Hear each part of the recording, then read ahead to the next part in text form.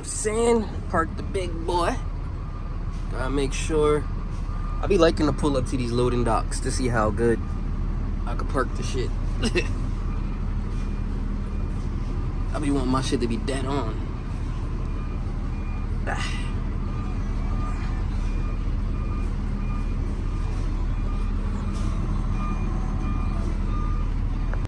Alrighty.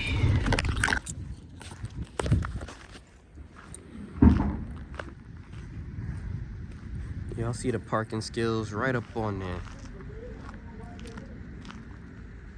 Okay.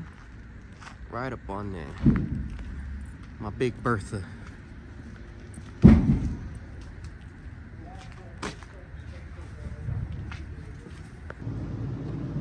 what I'm saying? Then you come in, pick up your orders.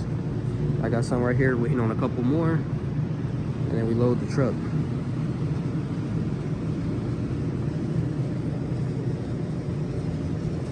So right now we got a couple pieces in here.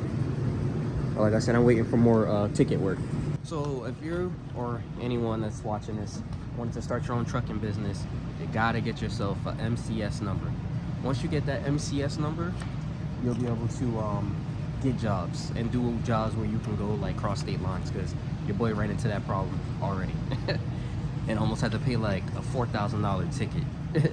But then I got everything fixed and then got the MCS, and the ticket was like $1,000. So just putting that out there. Once you get an MCS number, the jobs will come to you, because now you're in like a database. I feel like I didn't elaborate on what I was saying in the last clip. Well, one, your boy's finally done with work. But I kind of was on the go because I did so much driving today, bro. I went all the way up to Dodge Ferry, New York, which is like an hour and some change. Then from there, from Dodge Ferry to Lodi, New Jersey, from Lodi, New Jersey to Cranberry, New Jersey. So I did mad driving today. So I kind of was just like on the go, and then something made me think like, oh, I'm going to the distributor today. Let me just show you guys real quick. But what I was saying to you guys is, like, when you start your trucking company, if you're trying to get into a trucking company, one, you got to have insurance. A lot of these guys won't take you on if you don't have good insurance.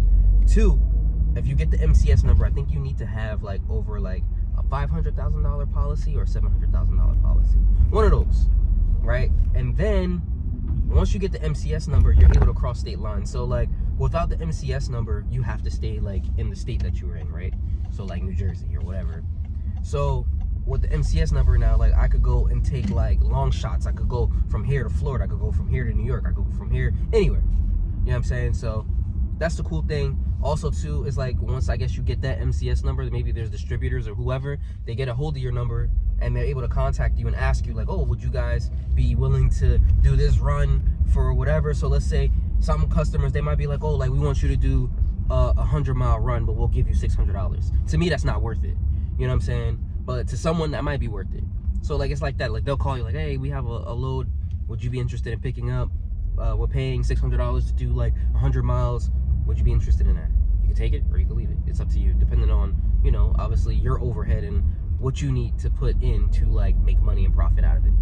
So just think about that. You can make that, and then like, you know, once you get that kind of stuff, you get to build relationships, especially like going from one spot to another spot to different spots, delivering to certain people. A lot of people you get in contact with, like, hey, I like how you guys installed this or did this. We would like for you guys to come and do this for us. And that's kind of how it's been going as of late.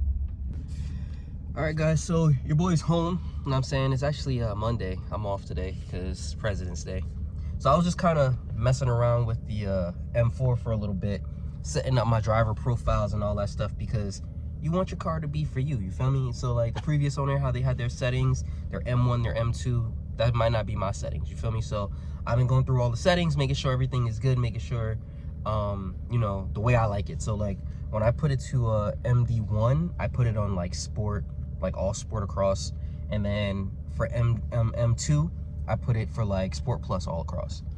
I kind of been like just trying to like go over the car, because I haven't really been able to like really check the car and like sit down and like really look at the car. So I've been just kind of like on my free time, I've been just like going through stuff, finding little things that I see that's kind of wrong. Like I'll show you. So like right here, you can see that the carbon fiber is starting to lift up. So I think I'm gonna find this piece. It's pretty easy to find. I'm just gonna buy this whole new thing. I think I found one on Facebook for what was it, 150. So I'll probably just buy that off of Facebook for 150 and then just have that fresh. Mark is supposed to be setting me up with the new steering wheel. I ordered new paddle shifters right here and right here, and I also ordered, what else did I order? Oh, the M1 and M2 button. This one is kind of like rubbing off a little bit. I was trying to find this button here, but I can't. So I'm gonna try to find it and then do it. So the new shifters, magnetic shifters, will be here tomorrow, and the M1 and M2 button will be here. Then my boy John, the guy that has the F80 close to my area, the like crazy fast one, he has some springs. As you guys remember, I had the EMD springs. I think I'm gonna just run that for now until I get me like a good set of coilovers, or maybe bag the car, go back into my old ways.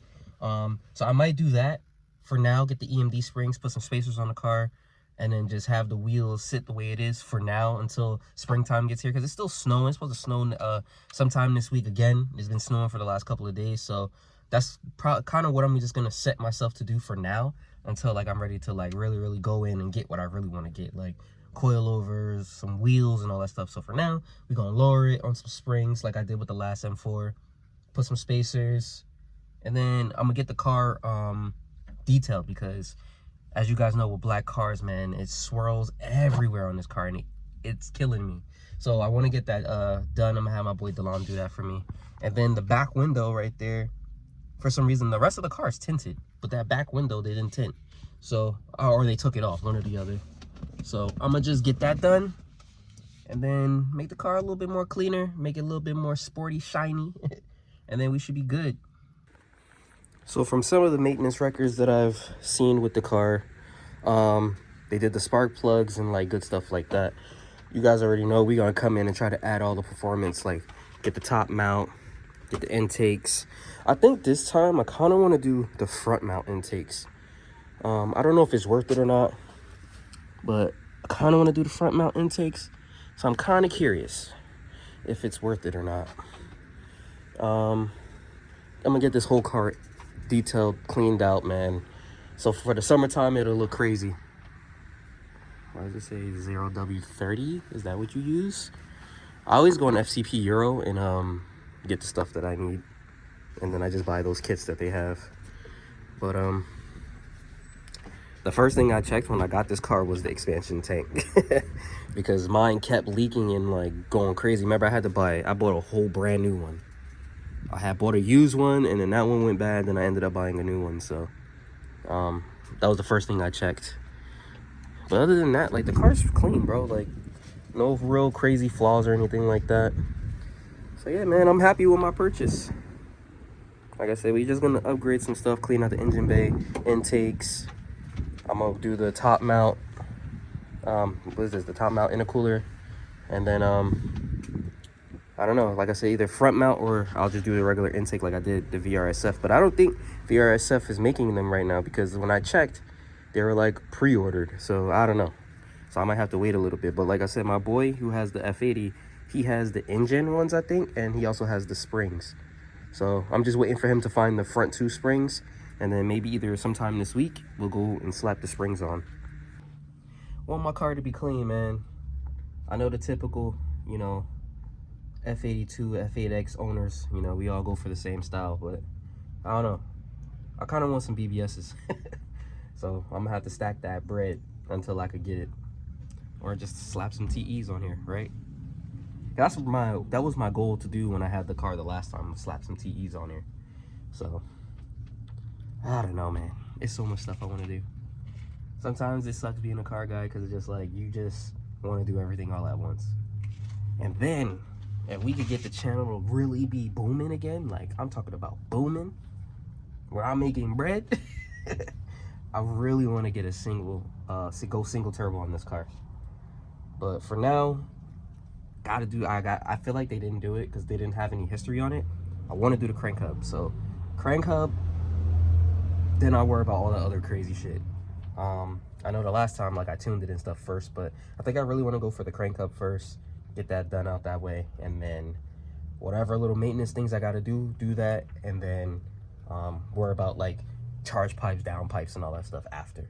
What's good, gang? So your boy finally got some carbon fiber pieces. I actually got this from one of my homies, John. You know what I'm saying? So we got the mirror caps, and then we got the centerpiece for right here. So I'm gonna pop them up and put it on. So I actually just went to John's job, or where he works at.